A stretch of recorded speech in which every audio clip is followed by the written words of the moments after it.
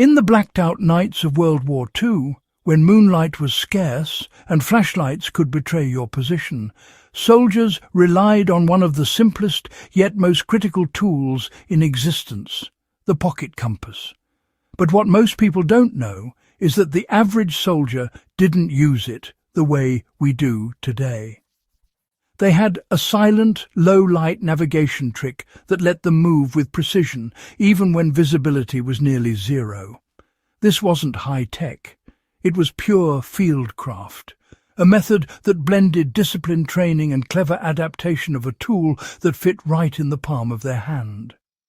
And tonight, we're digging into that forgotten trick, the technique that kept men alive, on course, and unseen in the dead of night.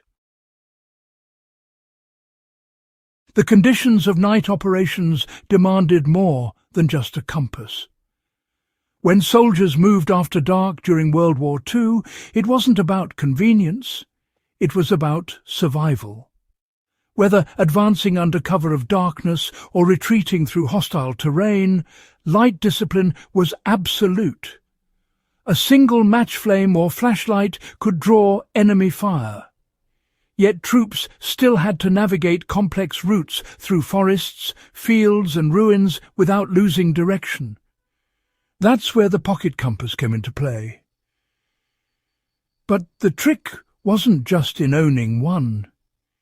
It was in learning how to use it silently, efficiently, and without any light. The challenge was clear. Traditional compass navigation relied on seeing the dial. You'd hold it flat, wait for the needle to settle, and then read your bearing. At night, none of that was possible. To shine even a dim light on your compass could expose your position. So soldiers developed a tactile, muscle memory-based method, a way to read the compass through feel, sound, and the smallest cues. It turned navigation into a near-instinctive act, a kind of sixth sense born from repetition and necessity. The military pocket compass was simple, but built for precision. Most World War II compasses were compact, rugged instruments, often stored in brass or aluminum casings. They used liquid damping to stabilize the needle and featured luminous markings made with radium paint. That glow, faint but constant, was both a blessing and a curse. It helped navigation in low light, but too much exposure risked giving away a soldier's position. The British Mem-K3, the American lensatic compass and the German marching compasses all had one thing in common, a tactile bezel that could be rotated to mark a bearing. This small feature was critical to the night navigation trick. Instead of visually reading bearings, soldiers could preset their direction before dark, align the bezel's notch or click mechanism to the needle's resting point, and then feel their way through the route by touch. Each movement of the bezel often equaled a specific degree shift, so by counting rotations or clicks, they could estimate turns even without seeing the dial. Soldiers learned to navigate by compass in total darkness using memory and muscle sense. The trick worked through preparation. Before sunset, patrol leaders would take bearings toward key waypoints, a river crossing, a barn, a hilltop tree line. Each bearing was noted, then set on the compass bezel. Once darkness fell, the soldier didn't need to see anything. They just aligned the compass by feel. They'd hold the compass flat, wait a few seconds for the needle to settle, and gently twist until the familiar click of the bezel lined up. Then they'd move in that direction for a specific distance, often measured by pacing.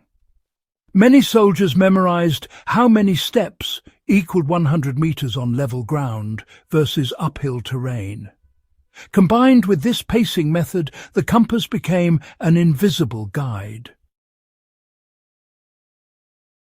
If the terrain forced a deviation, say avoiding a marsh or rubble, they'd take a mental note of the offset and correct back to their original bearing once clear. All of this was done without speaking, without light, and often under fire. It demanded training and composure. Yet this simple compass technique meant troops could infiltrate enemy lines, coordinate night ambushes, or retreat safely through chaos. This W2 night compass technique isn't just a relic of history. It's still incredibly useful today. In wilderness navigation, camping, or survival situations where artificial light is limited, this method keeps you oriented without compromising your position or vision. To replicate it, start by selecting a reliable analog compass with a rotating bezel or lensatic design. Before nightfall, determine your bearings toward your intended destination using a map or known landmarks. Once you have your direction, rotate the bezel so that the zero mark, the luminous dot, lines up with the north needle. Note how it feels in your fingers, the position, the click, the resistance. As darkness sets in, you really have to rely on your muscle memory. Keep the compass flat and gently rotate your body until you feel that familiar alignment again. Move in short, measured bursts, counting your paces and using natural cues like wind direction or the slope of the terrain to confirm you're still on course. If you're working in a small team, it's important to synchronize your bearings so everyone moves uniformly without light. For added stealth and accuracy, some World War II soldiers rubbed a thin layer of luminous grease or phosphorescent paint onto the bezel notch. Modern outdoorsmen can achieve the same effect with glow-in-the-dark tape or powder. The goal here is minimal light, maximum control. This small trick represents the spirit of wartime adaptation. The night compass trick wasn't written in manuals or designed by engineers.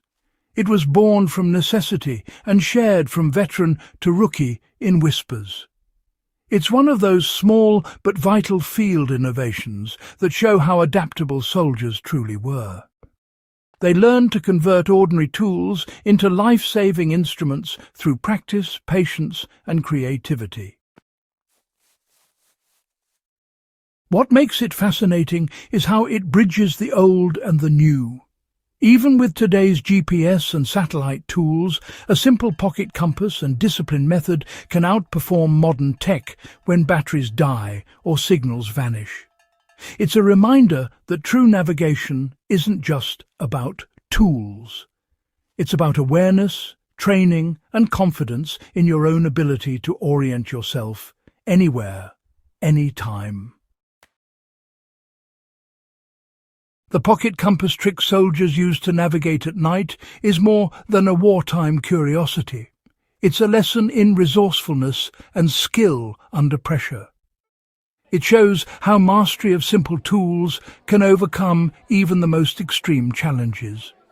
For those of us fascinated by survival, fieldcraft, and history, it's a reminder that sometimes the smartest solutions come from those with the least to work with. If you found this story insightful and want to learn more about forgotten field techniques and wartime innovations, make sure you're subscribed to The Backyard. Share this episode with a fellow history buff or survival enthusiast, because preserving these lessons keeps their spirit alive. The next time you hold a compass, remember, it's not the tool that finds the way. It's the mind that wields it.